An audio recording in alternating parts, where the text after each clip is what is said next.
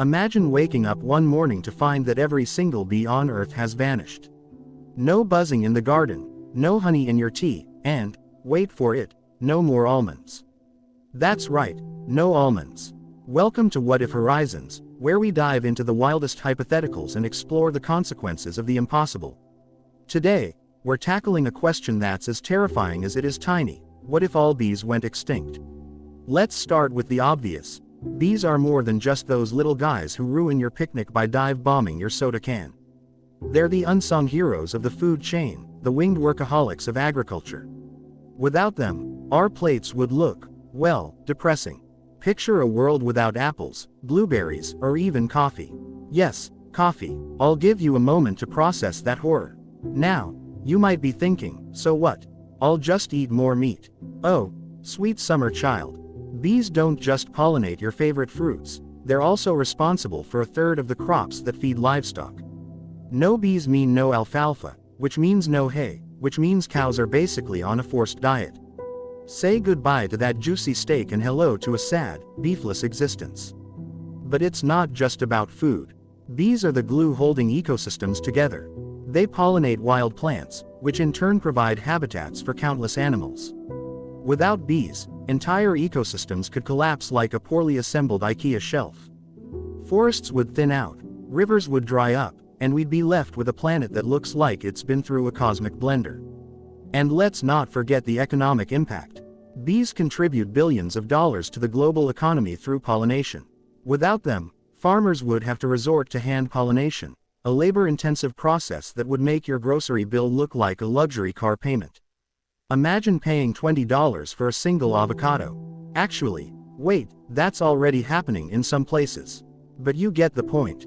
Now, here's where it gets weird. Bees are also cultural icons. They've inspired everything from ancient myths to modern memes. Without them, we'd lose a rich tapestry of stories, art, and, yes, even puns. What would we call our honey without actual honey? What would we compare our busy lives to? Busy is a manually pollinating human. Doesn't quite have the same ring to it. But perhaps the most unsettling part of a bee-less world is the ripple effect. Bees are part of a delicate web of life, and their disappearance would set off a chain reaction of extinction. Birds, bats, and other pollinators would struggle to survive, and before you know it, we'd be living in a silent, lifeless world. It's like that old saying, for want of a bee, the ecosystem was lost. So, what can we do to prevent this nightmare scenario? Well, for starters, stop treating bees like they're just annoying insects with a stinger. Plant bee-friendly flowers, avoid pesticides, and maybe, just maybe, let them have that sip of your soda in peace. After all, they're doing us a favor by keeping our planet alive. But let's not stop here. The disappearance of bees is just the beginning of this wild journey. There's so much more to unpack, from the science of pollination to the cultural significance of these tiny creatures. So stick around, because this is one hypothetical you won't want to miss. And remember, this is What If Horizons, where we ask the big questions, even if the answers are as small as a bee. Now let's talk about what happens in the first few weeks after the bees disappear. Picture this. Farmers across the world waking up to eerily silent fields. No buzzing, just the sound of panic creeping in as they realize their crops aren't being pollinated. The Great Almond Famine begins in California, where every single almond tree sits barren. That's right, your almond milk lattes just became a thing of the past. The floral industry takes an immediate hit too. Without bees, those Instagram-worthy flower fields in Holland become sad patches of dirt. Wedding planners start having nervous breakdowns as bouquets become ridiculously expensive. Something borrowed, something blue, and something that costs more than your venue because we had to hand pollinate these damn roses. Supermarkets begin implementing ration systems. At first it's just for honey. Fights break out in the breakfast aisle over the last jar of golden sweetness. Then it spreads to fruits and vegetables. You haven't seen true chaos until you've witnessed two soccer moms wrestling over the last container of strawberries while their kids film it for TikTok. Restaurants scramble to rewrite menus. That fancy farm-to-table place downtown. Now it's a whatever we can find that doesn't need pollination joint. Their signature dish becomes boiled potatoes with a side of more boiled potatoes. Even fast food isn't safe. Turns out those secret sauce recipes often contain honey. The Colonel's original recipe just got a lot less original. The craft beer industry goes into crisis mode. Hops are bee-pollinated, meaning your IPAs are about to become as rare as a polite internet comment. Brewers start experimenting with alternatives like dandelion and clover, producing beers that taste suspiciously like lawn clippings. Meanwhile, scientists are working around the clock to develop solutions. Robo-bees become a hot topic, though early prototypes keep getting stuck in people's hair or mistaken for actual insects and swatted. The military repurposes drones for pollination duty, leading to the bizarre sight of camouflage-painted machines delicately tending to apple blossoms. The fashion world isn't spared either. Cotton production plummets, meaning your favorite soft t-shirts now cost as much as a designer handbag. The runways of Paris see models strutting in outfits made from seaweed, bamboo, whatever they can find that doesn't rely on our missing striped friends. Even the language starts to change. The birds and the bees, talk becomes just the birds. Bee lines become meandering strolls. And none of your beeswax loses all meaning, because there literally isn't any beeswax left to not be yours. But here's the kicker. While humans are busy panicking, nature begins adapting. Other pollinators start picking up the slack. Butterflies, moths, even some species of birds begin visiting flowers more frequently.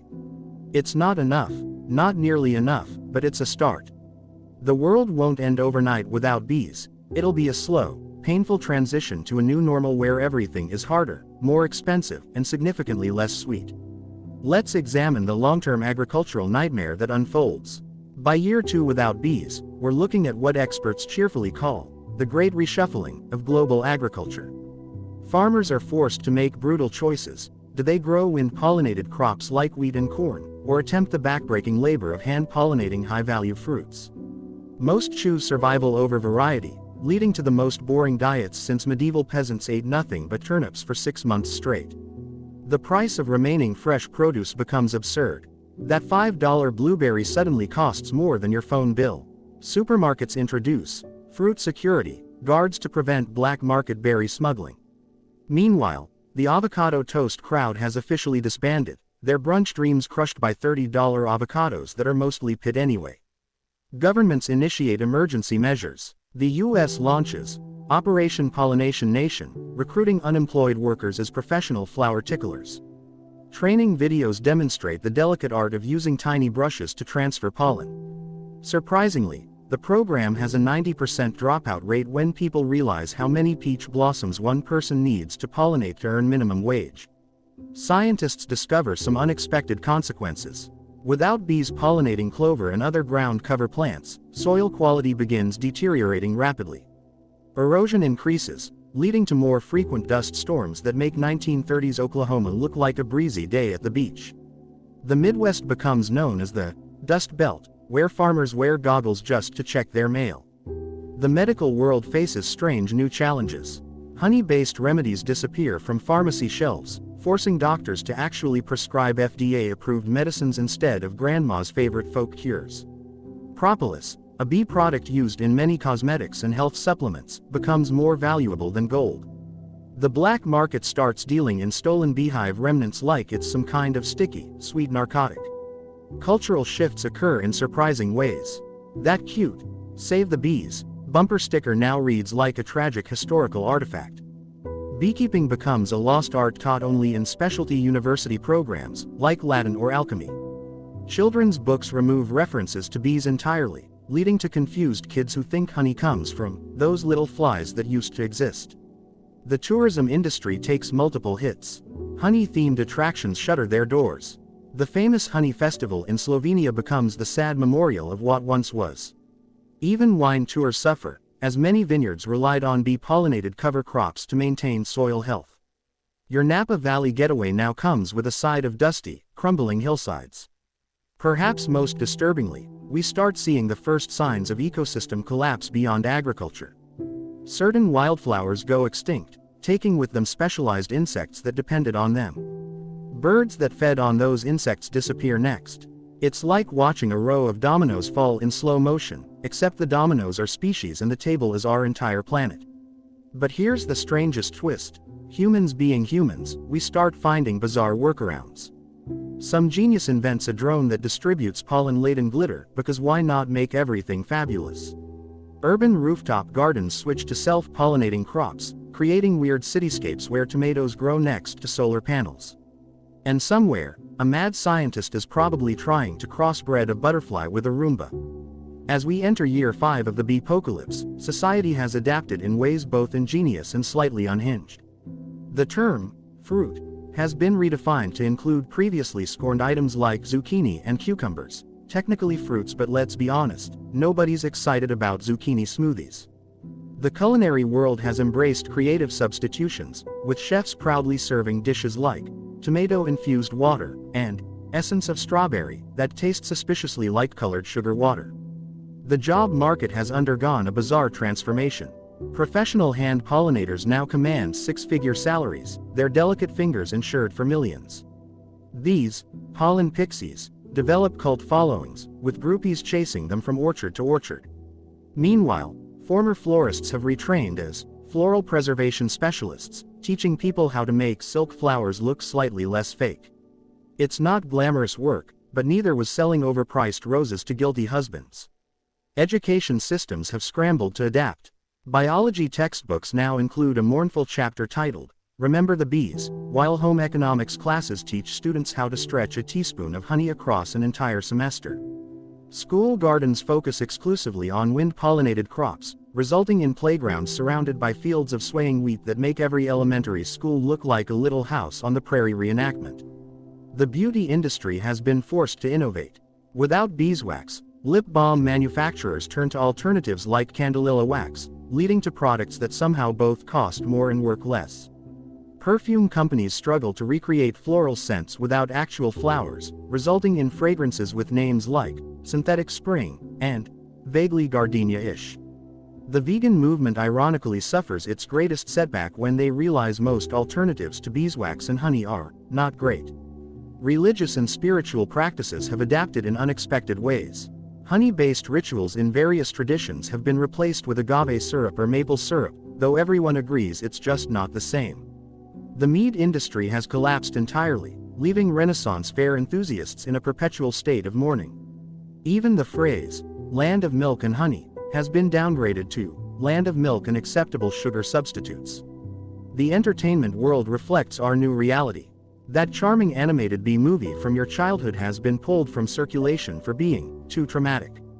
Children's programming introduces a new character, Sad the hand-pollinating drone, who teaches kids about our grim agricultural reality through catchy but depressing songs.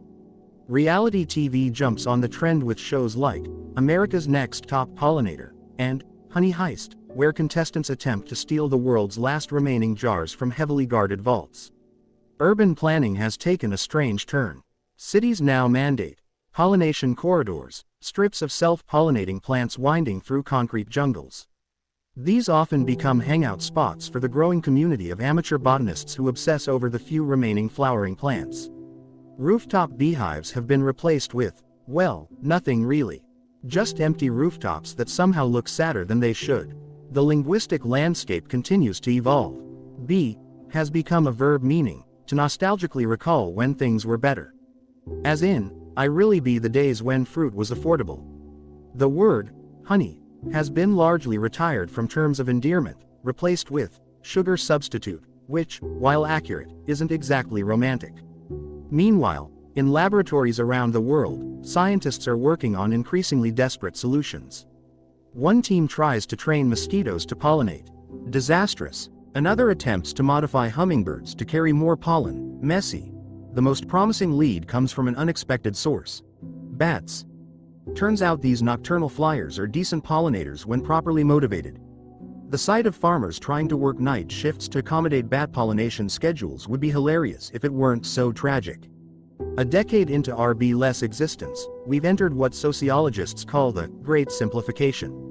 Menus now feature just 3 food groups: grains, meats, and whatever we could pollinate with these damn Q-tips.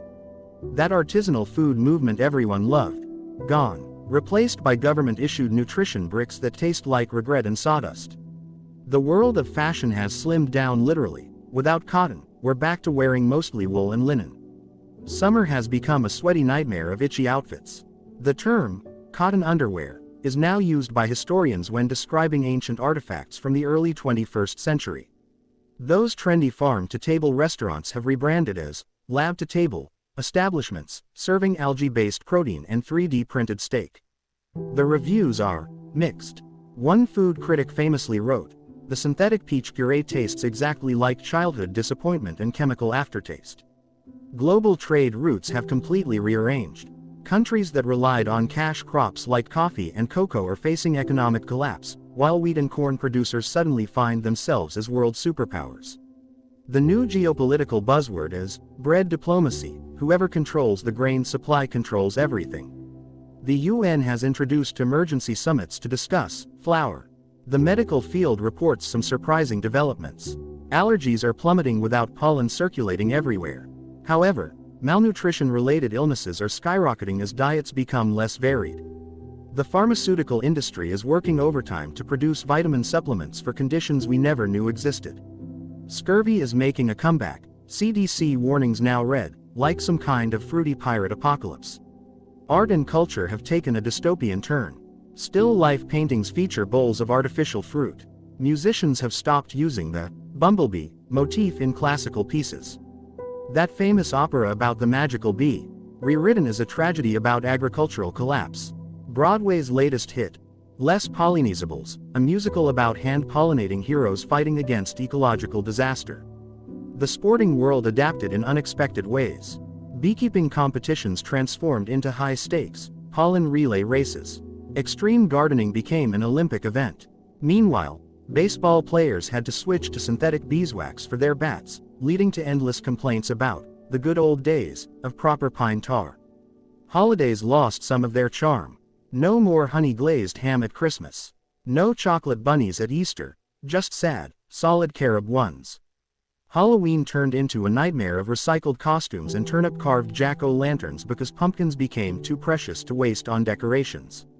Architecture changed too. Green roofs once filled with flowers are now barren wastelands. Cities look grayer than ever. Sustainable design now means buildings with built-in manual pollination stations where office workers are expected to spend their lunch breaks dusting flowers with tiny brushes for extra credit. Law enforcement faces new challenges. Honey laundering rackets busted weekly, with criminals smuggling artificial sweetener across borders. The police have special units trained to detect counterfeit agave syrup. There's even black market pollination going on. Unauthorized workers sneaking into orchards at night to hand pollinate for cash. Perhaps the strangest development is how society remembers bees. Children born in this era only know them from historical videos. Museums have interactive exhibits where you can experience being stung by a holographic bee. Elderly folks tell exaggerated stories about back in my day when you could eat peaches whenever you wanted. The world keeps turning, but it's undeniably poorer, duller, and significantly less sweet without our buzzing companions. Yet humanity persists, stubbornly, ingeniously, and sometimes stupidly finding ways to adapt to our self-made disaster. 15 years into the bee crisis, we've reached what scientists call the new abnormal. The initial panic has faded into a dull, constant ache of deprivation. People under 20 can't quite remember what real honey tasted like, while those over 30 speak of it in hushed, reverent tones like some mythical ambrosia. The agricultural landscape has transformed beyond recognition. Vast monocultures of wheat and corn dominate where diverse orchards once flourished. Farmers have developed strange new hybrids, self-pollinating dwarf fruit trees that produce sad, undersized versions of their former glory. The produce aisle now features nostalgia labels on items like apples, almost like the 2010s. Not really. Urban foraging has become an Olympic-level sport. People prowl abandoned parks and overgrown lots searching for any remaining wild berries or edible flowers. The most successful forcers guard their secret spots with paranoid intensity, like squirrels hoarding the last acorns before winter. The language continues its eerie evolution. Sweet no longer means kind or pleasant, it's become synonymous with unattainably expensive. When someone says, "That's sweet," they're either talking about pre-crisis memories or black market honey deals. The phrase, the bee's knees, has been replaced with the drone's diodes, though nobody's quite sure what it means. Education looks completely different. Medical students spend extra years studying malnutrition diseases once thought eradicated.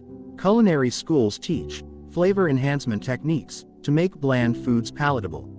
Botany programs focus entirely on wind-pollinated plants, creating generations of scientists who view flowers as suspicious anomalies. The mental health toll becomes undeniable. Therapists report a surge in ecological grief cases. Support groups form for people traumatized by food loss. "I just want to taste a real strawberry before I die," becomes a common refrain at these meetings. The DSM now includes pollination stress disorder as a diagnosable condition. Cultural artifacts from the bee era take on sacred status. Vintage honey jars sell at auction for more than fine art. That animated bee movie from 2007 plays in continuous loops at underground clubs where attendees wear black and yellow stripes in solidarity. A single surviving colony discovered in a remote Himalayan valley becomes a pilgrimage site, though no one's allowed to actually see the bees. The geopolitical map has redrawn itself around food security. Nations with stable grain production wield disproportionate power. The Great Wheat Wars see skirmishes over arable land. Trade agreements now focus entirely on calorie exchange rates. Diplomats negotiate not in terms of money, but in nutritional value. "We'll give you 2 metric tons of rice for 1 of your patented vitamin-enriched cornmeal." Religious movements spring up worshipping abstract concepts of abundance. Their rituals involve elaborate recreations of pre-crisis meals using food substitutes. The most devout wear prosthetic antennae and whisper prayers to forgotten pollinators. Sociologists note these groups fulfill a deep human need for connection to a more bountiful past. Meanwhile, in hidden labs across the world, secret projects continue. One team claims to have reconstructed bee DNA from fossilized specimens. Another experiments with quantum pollination, whatever that means. The most promising work comes from an underground collective developing mechanical pollinators the size of hummingbirds. Their test runs show mixed results, including one unfortunate incident involving a tomato field and what witnesses described as aggressive pollen distribution. The strange truth emerges: humanity can survive without bees, but at what cost? We've become a civilization permanently stuck in compromise mode, always settling, always remembering what we lost. The world keeps spinning, but it's a poorer, duller, less vibrant place. Like a garden where only the hardiest weeds still grow. 20 years into the bee extinction event, we've entered what historians are calling the beige age, an era of diminished colors, flavors, and biodiversity. The world hasn't ended, but it has become less vibrant, less varied, less alive in ways we're still struggling to articulate. The food situation has stabilized into a monotonous new normal. Breakfast options have narrowed to toast, whole wheat porridge plain, and the increasingly popular nutrition paste that comes in various shades of brown. The concept of seasonal eating has disappeared along with most seasonal produce. Everything's always in season when your diet consists entirely of grains and tubers. The fashion industry has adapted by declaring beige the new black.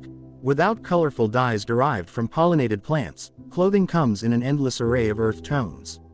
Runway models now strut in outfits made from hemp, nettle fiber, and other scratchy materials that make you appreciate how soft cotton used to be. The term, fashion victim, has taken on new meaning as people develop rashes from experimental plant-based fabrics. Urban environments have become eerily quiet.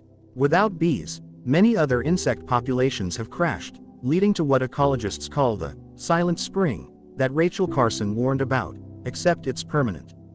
The familiar hum of summer is gone, replaced by an unnatural hush broken only by the occasional cough from dust irritation. The medical community reports some unexpected developments. Allergies have indeed decreased, but autoimmune disorders are skyrocketing. The hygiene hypothesis suggests our immune systems evolved to handle certain environmental triggers that no longer exist. Meanwhile, depression rates have soared, particularly among older generations who remember a more flavorful world. Cultural expressions reflect our loss. Modern art consists largely of monochromatic landscapes. Poetry has become obsessed with metaphors of absence and longing. That once popular song about tasting honey on someone's lips, now considered too painful to play on the radio. Even dreams have changed. People report fewer colorful visions, more nightmares about endless fields of identical wheat. The scientific community remains divided. Some researchers continue pursuing high-tech solutions like nanopollinators and genetic engineering. Others advocate for rewilding, creating protected zones where whatever pollinators remain can rebuild their populations. A radical fringe group even suggests humanity should learn to live within these new ecological constraints rather than constantly fighting them. Education faces unique challenges. Biology teachers struggle to explain concepts like mutualism and coevolution when so many examples have disappeared. Field trips now visit indoor pollination facilities rather than nature preserves. Children's books feature illustrations of imaginary creatures called bees that modern kids view as fantasy creatures alongside dragons and unicorns. The economic landscape has completely transformed. Countries that invested early in alternative agriculture now dominate global trade. The tiny nation of Bhutan, with its focus on self-sufficient mountain farming, unexpectedly becomes an economic model for the world. Meanwhile, former agricultural powerhouses struggle to adapt their infrastructure to grow wind-pollinated crops. Religious and philosophical movements have emerged around the Great Diminishment. Some preach acceptance of our simpler world. Others advocate for radical technological intervention to restore what was lost.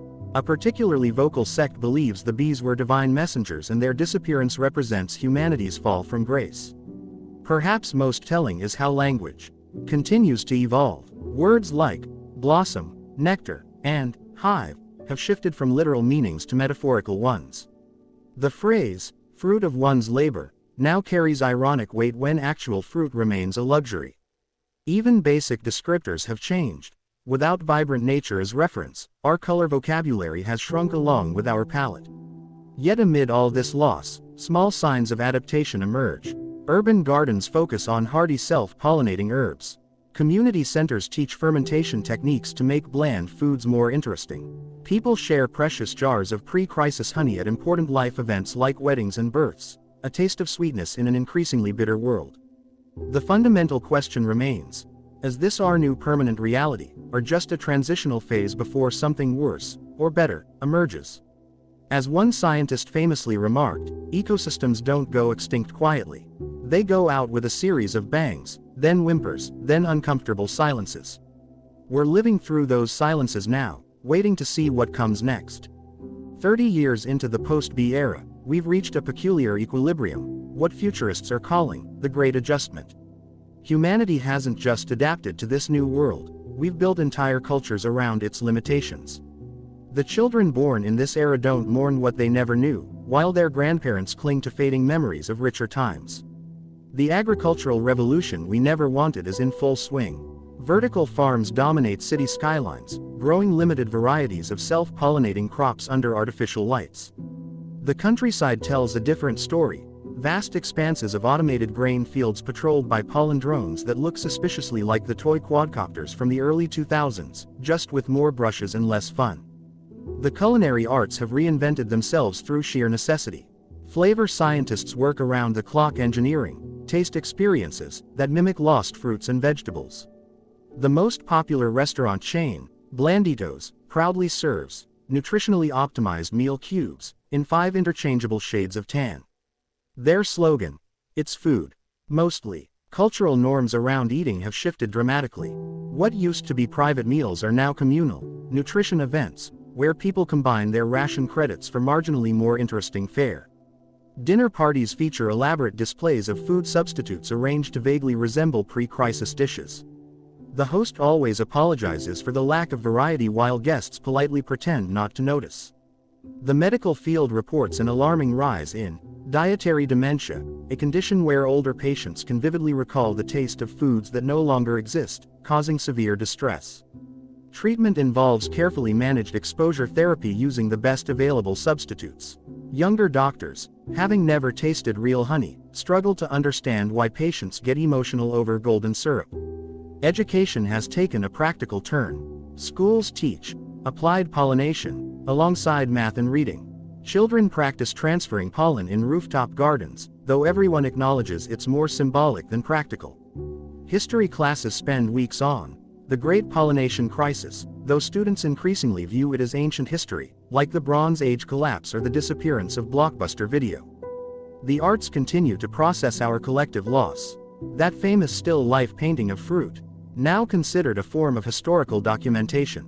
Modern artists create works using preserved fragments of bee-pollinated plants encased in resin, part memorial, part museum exhibit. The hottest gallery trend is scent installations that recreate the aroma of vanished flowers using chemical approximations. Urban planning has embraced functional minimalism. Parks feature hardy grasses and the few remaining wind-pollinated trees. Playgrounds have swapped out flower-shaped equipment for abstract geometric designs. No need to remind children of what's missing. City ordinances require all new buildings to include pollination facilitation zones, though these mostly gather dust and the occasional adventurous moth. The geopolitical landscape has stabilized into new alliances. The Grain Pact nations control most of the world's staple crops, while the Vitamin Alliance specializes in producing nutritional supplements from unlikely sources like algae and insects.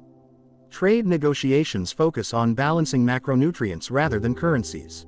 The UN's most powerful committee is now the Food Security Council. Religious practices have adapted in unexpected ways. The traditional honey cake for Rosh Hashanah is now made with date syrup and nostalgia. Buddhist monks include prayers for extinct pollinators in their rituals. A new movement called Apianism worships the idea of ecological balance, with followers wearing striped robes and maintaining shrines to forgotten pollinators. Language continues its slow evolution. The word fruitful has been replaced by adequate in most contexts. Sweetness now describes personality traits rather than tastes. Even basic phrases have changed. The birds and the bees talk is now just the birds, leaving teenagers to imagine what mysterious second creature their parents might be omitting. Yet amid all this adaptation, stubborn pockets of resistance remain.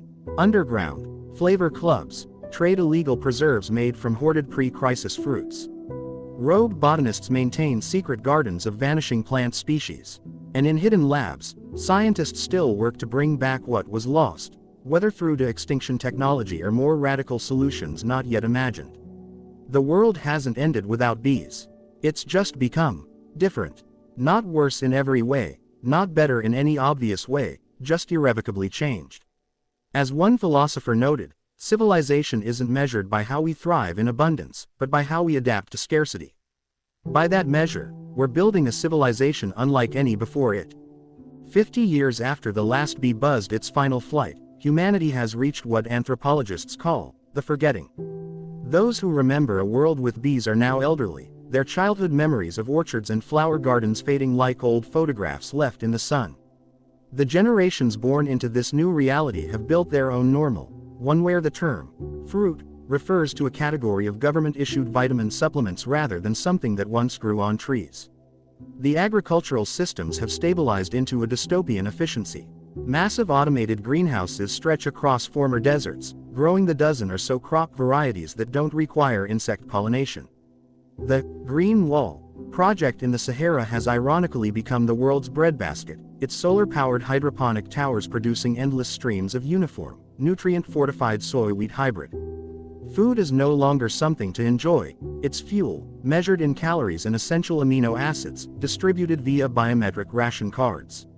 Cultural references to bees have taken on a mythical quality. Children's textbooks describe them alongside other extinct creatures like dodos and passenger pigeons. That famous spelling bee competition, rebranded as the Spelling Challenge, after too many young contestants asked what the bee part meant. The few surviving bee specimens in museums have become objects of pilgrimage, their glass cases smudged by the fingerprints of curious visitors trying to comprehend these strange, fuzzy creatures from the past. The medical consequences of our simplified diet are becoming clearer. Gut microbiome diversity has plummeted, leading to new digestive disorders. Dentists report an epidemic of jaw underdevelopment in children. Apparently, the act of chewing tough fruits and vegetables played a crucial role in facial bone growth that modern soft foods don't replicate. Psychiatrists identify a new condition called sensory deprivation syndrome, where patients crave the varied textures and flavors missing from their diets.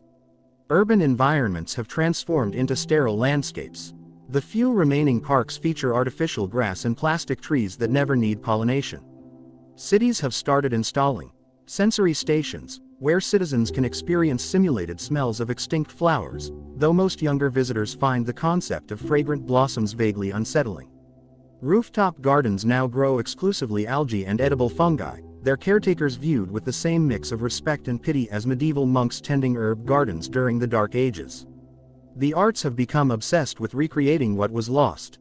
Virtual reality experiences let users walk through pre-collapse orchards, though the fruit hangs frustratingly out of reach. A popular music genre called Epiaurian wave uses synthesized buzzing sounds layered over melancholic melodies. The most acclaimed novel of the decade is The Last Pollinator, a speculative fiction about the final bee's thoughts as it flies through an increasingly barren world. Scientific research has taken a philosophical turn.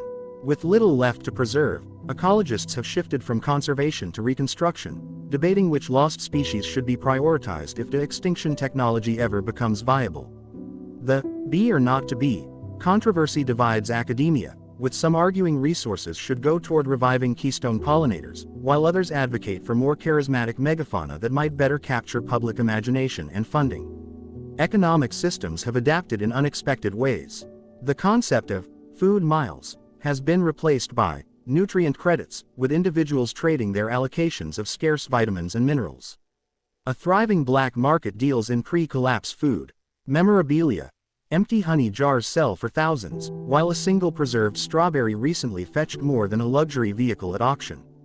The wealthiest elites maintain private taste libraries, where they can experience simulated flavors of extinct foods. Religious movements have coalesced around the loss. The Church of Forgotten Blooms teaches that the disappearance of pollinators was a divine test of humanity's resilience. More radical sects practice pollen meditation, attempting to commune with the spirits of vanished plants. Annual remembrance ceremonies feature participants wearing flower crowns made from synthetic materials while reciting the names of extinct varieties. Language has completed its transformation. Words like orchard, nectar, and blossom have moved from common usage to poetic archaisms. The phrase, busy as a bee, now requires explanatory footnotes in modern texts. Even basic metaphors have shifted. Where people once described things as sweet, they now say sufficient or not unpleasant. Yet in quiet corners, resistance persists. Underground seed libraries preserve genetic material that might one day be useful. Rogue gardeners cultivate illegal plots of heirloom plants, hand-pollinating them with painstaking care. And in heavily secured labs, a new generation of scientists works on what some call the Apian Renaissance, whether through genetic engineering, advanced robotics, or other solutions not yet imagined. The world without bees isn't the apocalyptic wasteland once feared. It's something perhaps more tragic, a civilization that learned to survive its own mistakes, but at a cost we're still calculating. As one historian famously wrote, the measure of a society isn't in what it achieves, but in what it learns to live without. By that standard, we've become the most adaptable society in human history, for better or worse. A century after the bees disappeared, humanity stands at a crossroads between memory and moving forward. The world we once knew exists only in archival footage and the fading recollections of centenarians. Yet from this quiet apocalypse, unexpected lessons have emerged about resilience, adaptation, and the fragile web of life we too often took for granted. The agricultural systems of 2123 would be unrecognizable to farmers from the bee era. Vast underground mushroom farms provide protein, while floating algae platforms harvest sunlight on every available water surface. The few remaining surface fields grow genetically simplified crops that practically pollinate themselves through engineered wind dispersal systems. Food is abundant if not particularly exciting, the culinary equivalent of a steady beige hum. Cities have transformed into self-contained biospheres where every square meter serves multiple purposes. Rooftops double as solar collectors and shallow root crop spaces. Walls grow vertical gardens of air-purifying plants that don't require pollination.